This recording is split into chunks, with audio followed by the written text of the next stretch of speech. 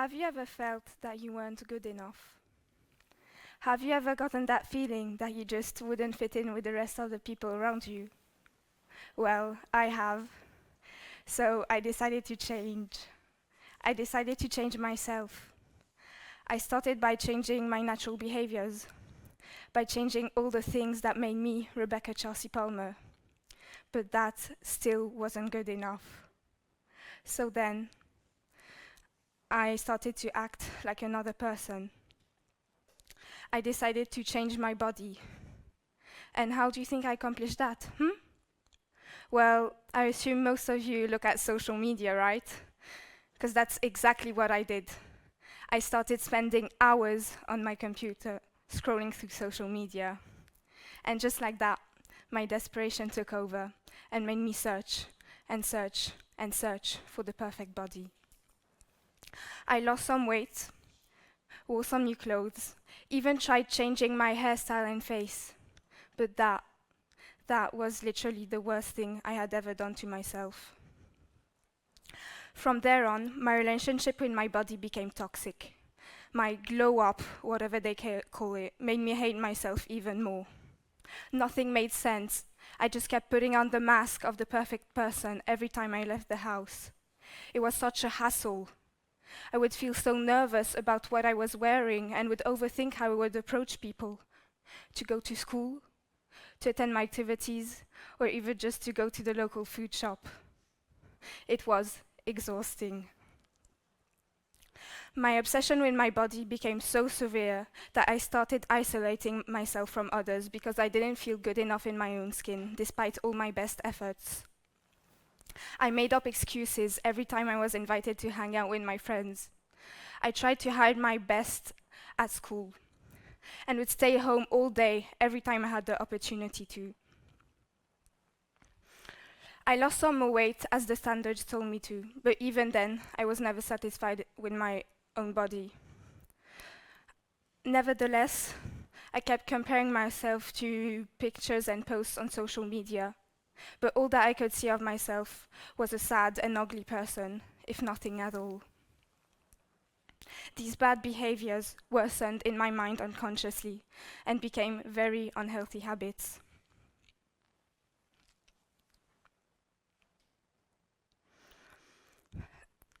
From that moment on, and became very unhealthy habits. From that moment on, I had enough of my life. I thought there was no way out. I was stuck in the dark and couldn't see the light anymore.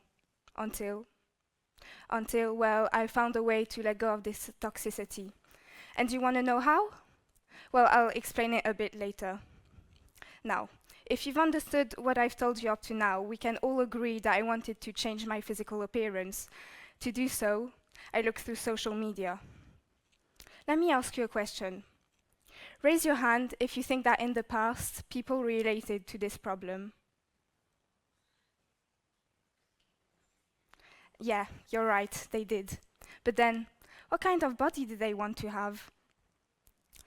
You see, the ideal body kept changing throughout history. The first representations of bodies ever made were these figures called Venus figurines dating back 25,000 years ago. These pieces of art symbolized attractiveness and fertility, so their shapes and figures were well shown. Then, during ancient Greek times, us humans really began to pay attention to our bodies and started sharing our morpheus to the public. Numerous statues of naked men and women were built, and this founded idolization. For example, the most famous one built was the one of the goddess and love and beauty named Aphrodite, whose body was beautifully curved. After, during the 17th century, an artist called Peter Rubens invented the Rubenesque style. The main characteristic of his representations was curved and indulgent bodies. This style was then used in fashion by introducing the corset, which made the woman's waist very thin, but still accented her curves. Next, in the 18th century, the cone-shaped silhouette remained, But by 1790, high-waisted dresses became trendy. That meant that society's expectations for women was to have a big chest. The next change was during the 19th century, when the prettiest woman was referred as the Gibson girl. She was tall and slim and had such a voluptuous body. And by the 20th century, body image shifted to a more kind of athletic type of body. But the interest of thin bodies remained. The 1920s and 1980s were two periods in which women were the thinnest in US history. So you see, body and fashion trends come and go. If not on social media, where most of what you see is re-edited or refiltered, they can be found in magazines, on posters, or even by the promotion of certain diets and weight loss techniques. But what we need to remember is that if we keep sticking to these trends and keep changing our bodies, we could really hurt ourselves. Now that I've talked a bit about the past, let's come back to the present. Let me ask you a few questions again. Have you ever seen any adverts on how to transform your body into the perfect one? Have you ever followed any fashion trends? How often do you feel that you should be or should act or should look in a certain way? Maybe you don't even think about these things because they seem natural to you. But let me tell you that today's culture is increasingly preoccupied with body size, shape, and beauty. If you go on TikTok, for example, I am almost sure that after a few videos, you'll come across some appearance ideal-based content. These posts are toxic. They make you look in a certain way or lower your self-esteem. In my case, it fed my mania and made me feel unaccomplished, ashamed, and guilty. Actually, in 2019, the Mental Health Foundation survey discovered that 40% of young people struggled with their body image because of what they saw on social media. 40%, it's crazy. I mean, now that I've taken a step back from my situation, I would even dare to call it a form of indirect body shaming. Now, let's come back to my story for a second. When my mental health was at its worst, I developed severe disordered eating. I couldn't eat properly.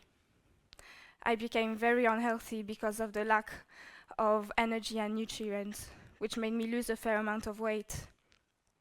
I couldn't enjoy life anymore because my brain didn't function properly, and all the things that I loved to do were taken away from me. I had medical appointments one after the other, but couldn't understand why. I thought my situation was being exaggerated, but it wasn't. I understood that my parents wanted to help me, but didn't expect having multiple checkups with specialists. And all of this because of what?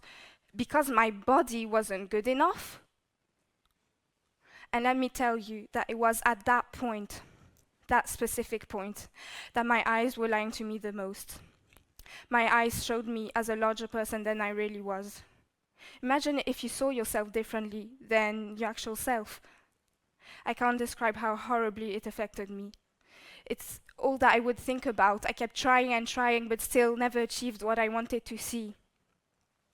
But you know, I wouldn't have suffered from body dysmorphia if society hadn't pushed me to look in a certain way. I wouldn't have suffered from body dysmorphia if I hadn't been obsessed with myself. And I wouldn't have suffered from body dysmorphia if I had not been made to care so much. Now, the moment you've been all waiting for. What was my last sentence again? Oh yeah. I was stuck in the dark and couldn't see the light anymore until I met some people. People I had never talked to before. It doesn't matter where I met them or how I met them, but let me tell you, they changed my life. As you can imagine, most of the time, I didn't want to make myself noticed, so I would remain silent. But these people helped me find light again. They started opening up to me, so eventually I did too. And guess what? Related to how pressured we felt to look in a certain way. We related to how awful we had felt inside for so long, and we talked about how hard it was to accept yourself in today's society. So, we decided to fight against it. I limited my social media and started taking care of myself again. And now here I am, doing this talk much stronger and wiser than before. Now, don't get me wrong, it's not because you feel bad about how you look once that it means you have a bad perception of yourself. But I just wanted to show you how it can really mess up your life. Actually, it's quite normal to have insecurities around our age or at any time in our life. But what's important is that we need to reach out to people and reach out for help in case we struggle with our body image. When you compare yourself to someone else or to a past experience, remind yourself that we are all different and that we are much more than just bodies. And personalities and bodies keep changing. That's just how things work. When you look at your friend, for example, you notice all the small things that make him or her different from others, right? You find him or her so beautiful and think it would be impossible for him or her to have any insecurities. But let me tell you, there's a high chance that what you truly appreciate about your friend makes them insecure. So why should you start worrying because your body doesn't look like X or your body doesn't have Y? Your body does amazing things daily just to function properly. So take care of it, thank it, and trust it. Don't limit yourself to what society says is successful. You're already all more than enough. So just go out there and be your true self. Thank you.